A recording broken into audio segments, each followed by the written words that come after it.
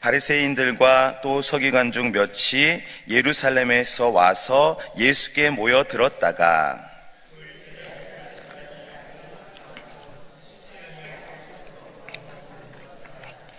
바리새인들과 모든 유대인들은 장로들의 전통을 지키어 손을 잘 씻지 않고서는 음식을 먹지 아니하며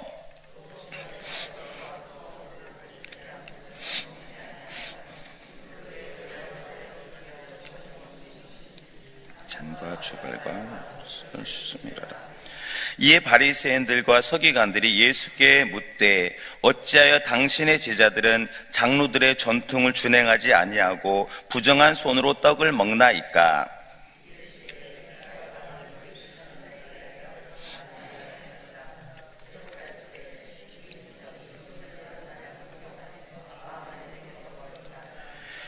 사람의 계명으로 교훈을 삼아 가르치니 나를 헛되이 경배하는도다 하였느니라. 버리고 사람의 전통을 지키느니 또 이르시되 너희가 너희 전통을 지키려고 하나님의 계명을 잘 저버리는도다. 내 부모를 공경하라 하고 또 아버지나 어머니를 모욕하는 자는 죽임을 당하리라.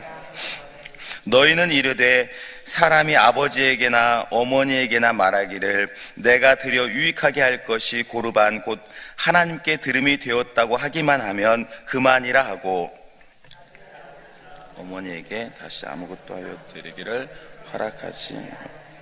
우리 합독하겠습니다. 너희가 전한 전통으로 하나님의 말씀을 폐하며 또 이 같은 일을 많이 행하느니라 하시고. 아멘. 예수님께서는 이제 하나님 아버지의 뜻을 이제 드러내 주시려고 이 땅에 오셨습니다. 하나님 아버지의 뜻은 무엇입니까? 이제 우리가 예수님을 믿고 하나님을 사랑하고 또 사람을 사랑하는 것이 이제 아버지의 그런 뜻인 것이죠. 율법에 있는 모든 그 계명들이 바로 그 유일 신앙을 가지고 하나님 한 분을 사랑하고 또 사람을 이제 사랑하라고 그렇게 되어져 있는 것입니다. 그래서 예수님께서는 이제 말씀과 행함으로 그 아버지 하나님의 뜻을 다 그렇게 밝히 드러내 주셨다라는 것입니다. 오늘 이제 말씀의 배경을 살펴보면 예수님께서는 곳곳 이방 지역까지 두루 다니시면서 많은 사람들을 만나주시고 치유해 주셨습니다. 때로는 그 오병이어의 기적을 행해 주시기도 했고요. 또 병든 사람, 또 죽었던 사람까지도 예수님께서 다시 살리는 그런 은혜를 베풀어 주셨습니다. 그리고 무엇보다도요, 들을 수 없었던 천국 복음을 예수님께서 모든 사람, 주님께로 왔던 수많은 사람들에게 차별 없이 다 가르쳐 주셨습니다. 그런데 이제 이 예수님의 행하심, 또 예수님의 말씀하심을 이제 반대하는 사람들이 있었죠. 바로 바리새인들이었습니다. 그들은 구별되다, 또 분리되다라는 그런 이름의 뜻을 가지고 있습니다. 그러니까 하나님의 말씀을, 그러니까 율법이죠. 그것을 문자 그대로 지키며 산다라는 그런 뜻을 가지고 있었습니다. 굉장히 좋은 의미를 가졌던 것이죠. 그런데 그들의 결과를 보면 이제 율법 이외의 여러 가지 관습 또 전통을 더하여서 수많은 전통을 만들어서 행위로 스스로의 노력으로 구별되려고 했다라는 것입니다. 하나님을 사랑하고 사람을 사랑하는 것이 모든 율법의 정수이고 계명인데 인간의 전통을 만들어서 되려 하나님을 등지고 살았다라는 것이 바리새인들의 모습이었다라는 거예요. 자, 오늘 말씀에도요, 그들의 잘못된 모습을 소개해주고 있는데요. 이제 예수님의 제자들이 손을 씻지 않고 떡을 먹는 모습을 바로 바리새인들이 보게 되어졌습니다. 자, 우리 오늘 본문의 5절 말씀 우리 함께 5절 우리 읽겠습니다. 이에 바리새인들과 서기관들이 예수께 묻되 전통을 부정한 손으로 그러니까 바리새인들의 기준은 율법이 아니라 자기들의 전통이었다라는 거예요. 예. 그 전통이라는 것이 사실 뭐 무조건 나쁜 게 아니잖아요. 예, 옹고이 지신이라는 말이 있어서 좋은 것이 있으면은 잘 계승해서 새로운 것을 만들어내는 것이 우리 또 그 사람의 모습이 아니겠습니까? 근데 문제는요, 이 믿음의 사람들, 예, 이 바리새인들이 하나님의 말씀보다 자기들의 전통, 예, 이거를 더 가까이, 더 귀하게 여겼다라는 그런 것입니다.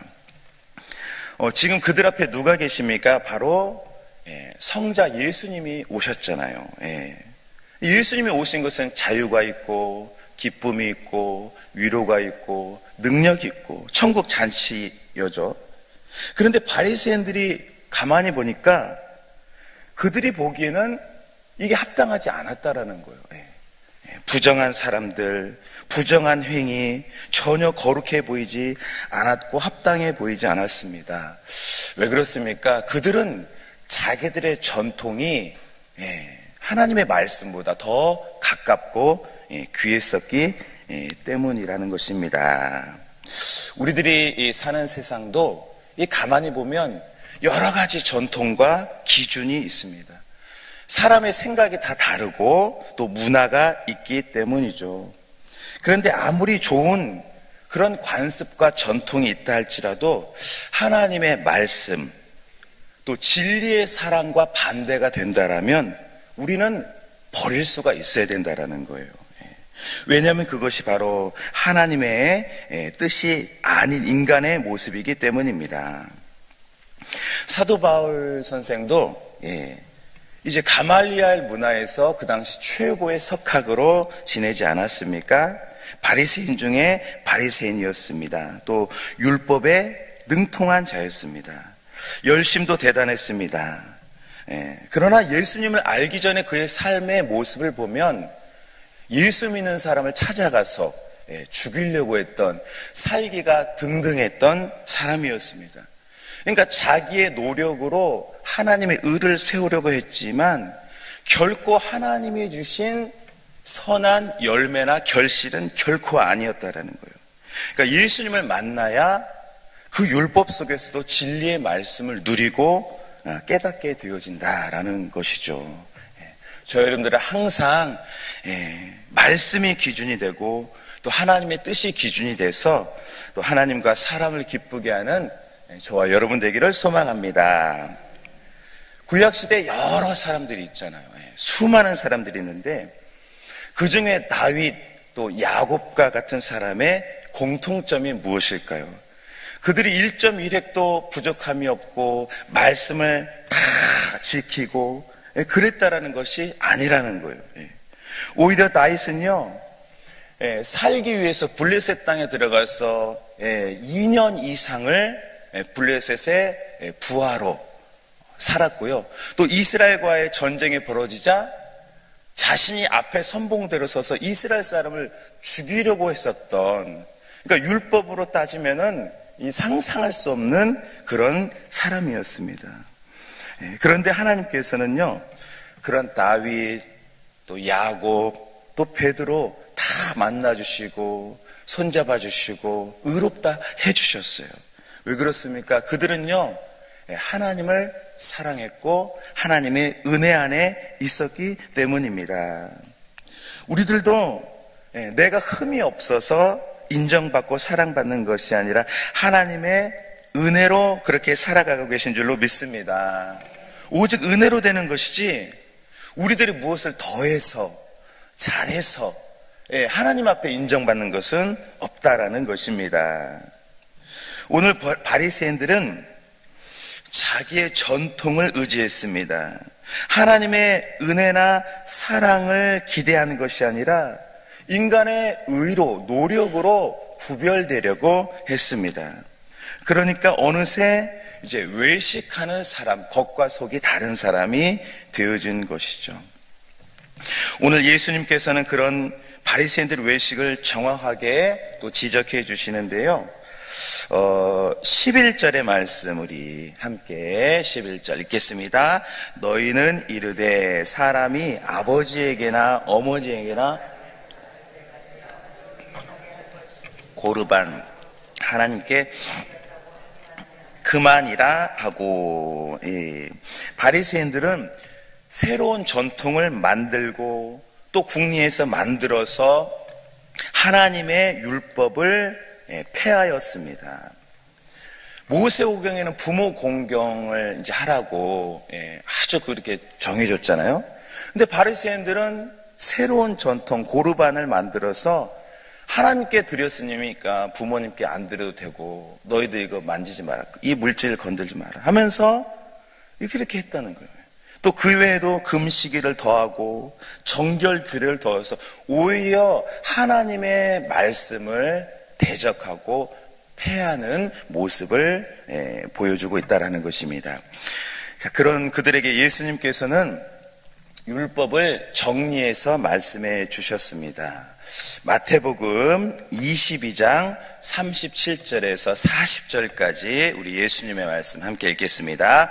예수께서 이르시되 내 마음을 다하고 목숨을 다하고 뜻을 다하여 주 너의 하나님을 사랑하라 하셨으니 이것이 크고 첫째 되는 계명이요 둘째도 그와 같으니 내 이웃을 네 자신같이 사랑하라 하셨으니